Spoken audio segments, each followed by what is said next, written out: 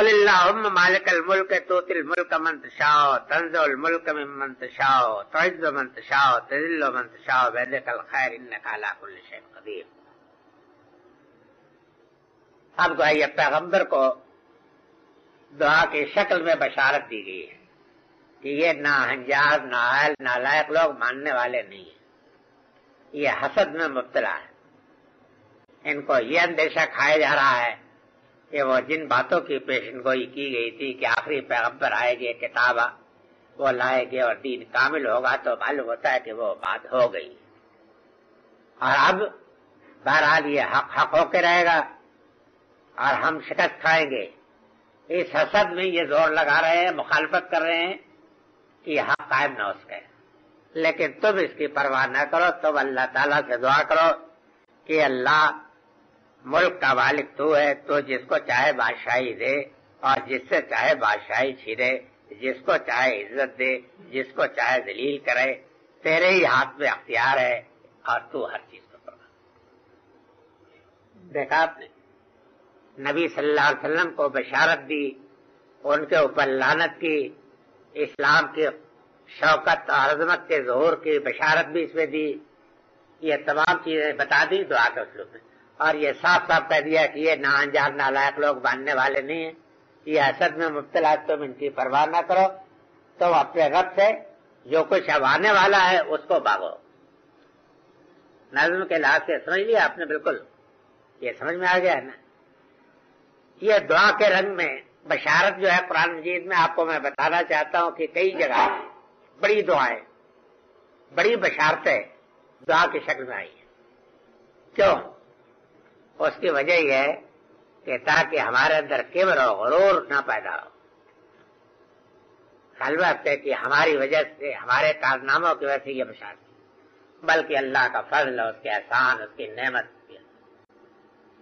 یہ واقعہ ہے کہ نعمتوں کے متعلق صحیح تصور یہی ہونا چاہیے کہ آدمی ہمیشہ یہ سمجھے کہ میرے رب کی عنایت ہے، بس یہ سمجھنا چاہیے. تو بجائے اس کے کہ یوں بھی کہی جا سکتے تھے کہ یہ حاسد اب ہلاک ہوں گے، یہ فنا ہوں گے، تم ان کی ذرہ برابر بھی پرواہ نہ کرو، ہم تمہیں ملک اور بادشاہی دیں گے اور ہم جس کو چاہے عزت دیتے، جس کو چاہے شوکت دیتے، یہ ناہنجار یہ کیا کر سکتے ہیں. یہ بھی بات یوں کہی جا سکتی تھی، لیکن اس میں وہی اندیشہ تھا کہ وہ نشہ پیدا ہو جاتا کہ جس نشے کا میں نے اظہار کیا ہے نا، تو پیغمبر کو دعا کے شکل میں بتائی گئی کہ یہ دعا کرو. مطلب یہ ہے کہ اب وہ صبح صادق طلوع ہونے والی ہے، سمجھ گیا آپ؟ دین کی عظمت قائم ہو کے رہے گی، یہ قرآن قائم ہو کے رہے گا، یہ دین قائم ہو کے رہے گا. اللہ تعالیٰ نے ان لوگوں کے لیے جو ذلت مقدر کی ہے، یہ ذلت ان کو ملے گی، اور جو عزت تمہارے لیے مقدر کی وہ تمہیں ملے گی. سمجھ گئے آپ؟ دعا کو اسلوب میں کہنے کی یہ افادیت ہے. قل یعنی اب دعا کرو، وقت دعا ہے.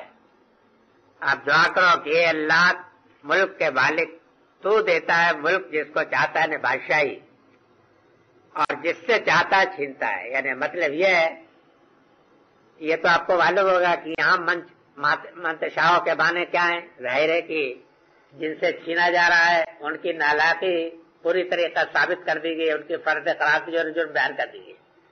جن کو بخشا جا رہا ہے ان کی صلاحیتیں اور ان کے اہلیتیں ان کے مقابل میں وہ بھی بیان کر دی گئی ہیں نا. تو یہ معلوم ہوا کہ اللہ تعالیٰ کی مشیت میں تو کوئی دخل نہیں رکھتا ہے، لیکن اس کی مشیت ایک حکمت کے مطابق ہے کہ جو حکمت اس نے اپنے کاموں کے لیے مقرر کر رکھی.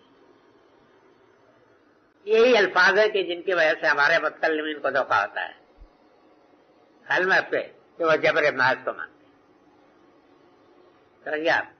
اللہ میں جس کو چاہے بخش دیں، گدھوں کو دودھ بھات کھلائیں تو کسی کا جا رہا، سمجھ گئے آپ؟ اور فرشتوں کو مزدوری پہ لگا دیں کہیں تو کسی کا جا رہا. لیکن یہ بات بالکل معمل بات ہے، سمجھ گئے آپ؟ یہ وہی بات ہے کہ جو گمراہ فلسفیوں نے کہا، وہی ہمارے ہاں کے فلسفیوں نے متکلمین نے کہا. اور یہ تو اللہ کا شکر ادا کیجیے کہ میں ان متکلمین کا نام لے لیتا، ورنہ اصل میں تو آپ کے دینی آباء و اجداد وہی ہیں. یہ اشارہ کا مذہب تو یہی ہے نا. تو اللہ تعالیٰ کے اختیار میں کوئی دخل نہیں ہے کسی کو، لیکن اس کا ہر اختیار اس کی حکمت کے تحت ہوتا ہے، عدل پر مبنی ہوتا ہے، قائم بالقسط ہے وہ، سمجھا؟ ایک ذرہ برابر بھی اس میں ناانصافی نہیں ہوتی ہے، سمجھا؟ سچ کو ہم اس وجہ سچ نہیں مانتے کہ اس نے کہا، بلکہ سچ ہماری فطرت ہے۔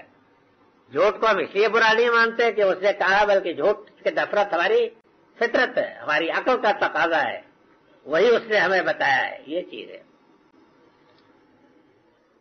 تنزع الملک ممن تشاء تعز من تشاء تذل من تشاء، من تشاء کی حکمت سمجھیے نا آپ، یعنی تیری حکمت کے سوا اور تیرے فیصلوں پر کوئی چیز اثر انداز نہیں۔ تولج اللیل فی النہار وتولج النہار فی اللیل وتخرج الحی من المیت وتخرج المیت من الحی وترزق من تشاء بغیر حساب، یہ دعا کا حصہ بڑا ہی اہم حصہ ہے۔ ظاہر ہے کہ نامشاہد حالات میں، اس لیے کہ یہ دعا تو سکھائی گئی ہے کشمکش کے طور پہ نا، ابھی تو جنگ چل رہی تھی اور ابھی تو فیصلہ ہونا باقی تھا، مالی کتنے مرحلے تھے، کیا کچھ پیش ہونے والا تھا، اس وقت جو بتایا گئی دعا سکھائی گئی،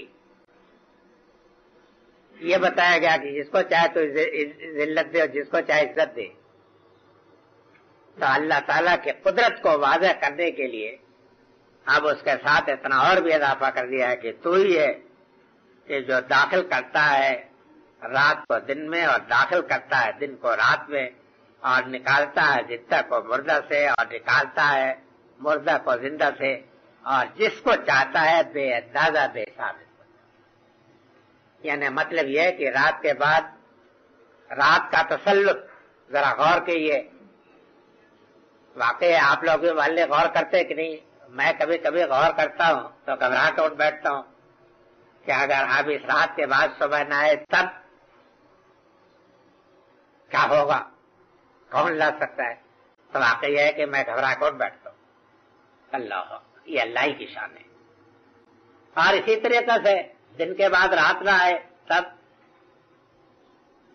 تو یہ خدا کی قدرت ہے، خدا کی شان ہے۔ مطلب یہ کہ جس کے ہاتھوں روز اور یہ کچھ ہو رہا ہے، اسی کی قدرت میں، اسی کی شان اور اسی کی حکمت اور اسی کی کبریائی و جلالت کے ہاتھ میں یہ معاملہ ہے کہ وہ جب چاہے گا ہمیں تخت پر بٹھا دے گا اور ان کو ذلیل کر دے گا، اور جب چاہے گا خلوہ پہ جس کو جو چاہے بخش دے گا، یا اس کی حکمت کے اوپر منحصر ہے، اسی سے آدمی کو ہمیشہ آرزو امید رکھنی چاہیے۔ تولج اللیل فی النہار وتولج النہار، رات کے بعد دن، دن کے بعد رات کے آمد کی تصویر ہے۔ یہ معلوم ہوتا ہے کہ دونوں پوری سرگرمی کے ساتھ، سمجھ آپ، آتے ہیں وہ سرنگ میں گھس جاتا ہے، اس کے بعد سرنگ سے نکل پڑتا ہے، اس کے بعد وہ اس طریقے کا چکر جیسے معلوم ہوتا ہے نا، ہوا تصویر۔ اور تخرج الحی من المیت، تخرج الحی من المیت، تخرج المیت من الحی، اس کو مرغی انڈے کی حکایت تک نہیں، زندگی کے ہر شعبے میں آپ دیکھتے ہیں کہ زندگی سے موت اور موت سے زندگی برآمد ہوتی رہتی ہے۔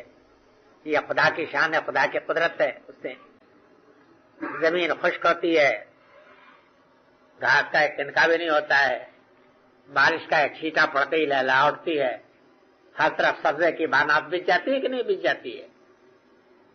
تو قدرت کی یہ شان ہے، ہر شکل میں نظر نما ہوتی رہتی ہے۔ یہی حال قوموں اور ملتوں کی زندگی میں بھی ہوتی ہے یہ چیز، لیکن یہ یاد رکھیے کہ من تشاء یا ما تشاء سے آپ کو یہ غلط فہمی نہ ہو کہ یہ بالکل ایک اتفاقی حادثے کے طریقے پر ہوتی ہے، نہیں، یہ بات نہیں، بلکہ ایک حکمت کے تحت ہوتی ہے، ایک نظام کے تحت ہوتی ہے، اللہ تعالیٰ کے اصول کے تحت ہوتی ہے۔ ایک حادثہ نہیں ہوتا ہے کہ ایک قوم فنا ہو گئی، اور ایک حادثہ نہیں ہوتا ہے کہ ایک قوم آ گئی، بلکہ ایک خاص اصول ہے کہ جس کے تحت قومیں ظہور میں بھی آتی ہے اور قومیں فنا بھی ہوتی ہے، یہ ہے۔ وَتَرْزُقُ مَن تَشَاءُ بِغَيْرِ حساب، اور جس کو چاہے بخشے۔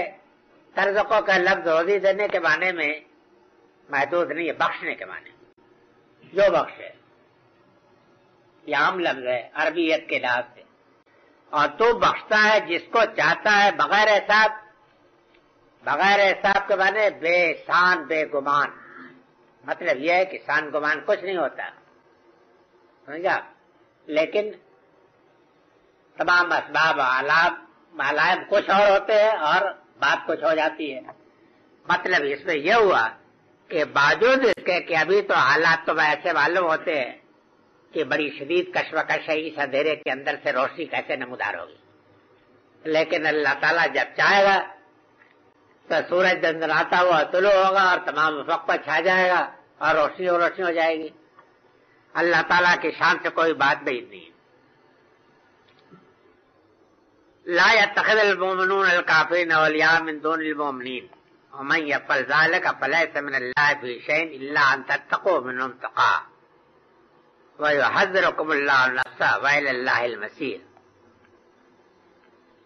اب یہ ہے کہ مسلمانوں کو دنیا میں غلبے کی اور ان کے حریفوں کے شکست کی بشارت دینے کے بعد آپ مسلمانوں کی طرف توجہ فرمائیے. مطلب یہ ہے کہ اللہ نے ان کو راند دیا, تم بھی اب ان کو راند دو. ان کی اب کوئی جڑ نہیں ہے, یہ رہنے والے نہیں ہیں. اس لیے کسی کے لیے بھی مسلمانوں میں سے یہ جائز نہیں ہے کہ اس گرتی دیوار کے نیچے پناہ لینے کی اور ساتھ ڈھونڈنے کی کوشش کرے. سمجھ گیا؟ یعنی اب مطلب یہ ہے کہ مسلمانوں کو بھی متنبہ کیا کہ ان لوگوں سے یہ ظاہر ہے کہ جب تک ان لوگوں کے اندر کوئی طاقت تھی نا, یہود کے اندر, نصارہ کے اندر, قریش کے اندر, ان لوگوں کے اندر جب تک طاقت تھی تو یہ طاقت ہی تو باعث ہوتی تھی کہ مسلمانوں کے اندر ایک کمزور گروہ ان لوگوں کا بھی تھا کہ جو یہ چاہتے تھے کہ بھائی کچھ سمجھ سمجھا کر کے کچھ کمپرومائز ہو کر کے معاملے کو بڑھانا چاہیے, ہے نا. اب اس کا یہ نتیجہ ہوتا تھا کہ جو ذرا زیادہ کمزور ہوتے تھے تو وہ کچھ نفاق میں بھی آلودہ ہو جاتے تھے. جب اب یہ ہے کہ مسلمانوں کو جو وہ دعا سکھائی ہے نا, کہ مطلب یہ ہے کہ ان کو بشارت دے دے گی کہ اب یہ تخت و تاج تمہارے لیے ہے, یہ گرتی دیوار ہیں, اب ان سے تم کسی نہ شر کا اندیشہ رکھو نہ ان سے کسی خیر کی امید رکھو, ان کو چھوڑو. اشارہ جو ہے کلمات تو عام ہے لیکن اشارہ خاص لوگوں کی طرف ہے کہ جو لوگ ابھی کچھ ان سے مرعوب اور متاثر ہیں اور ان سے کچھ توقعات رکھ کر کے ان کو اپنے ساتھ ان کو دوست بنانا چاہتے ہیں, وہ اب مطمئن ہو کر کے ان کے اوپر 2 کلمے پڑھ کے ان کو رخصت کر. سمجھ گیا؟ یعنی خطاب عام ہے لیکن روئے سخن خاص ہے. مسلمانوں میں سے وہ مسلمان کے جو ان لوگوں سے کچھ امید کر کے چاہتے تھے کہ کوئی دوستی قائم رہے, فرمایا کہ اب یہ گرتی دیوار ہے, سمجھ گیا, ان کے نیچے پناہ لینے کی کوشش کوئی نہ کرے. مسلمان ان کافروں کو اپنا دوست نہ بنائیں مومنین کے مقابل میں. مطلب یہ ہے کہ اب پنپنے والا, فروغ پانے والا, عظمت و شان حاصل کرنے والا اگر ہو یہ بنے.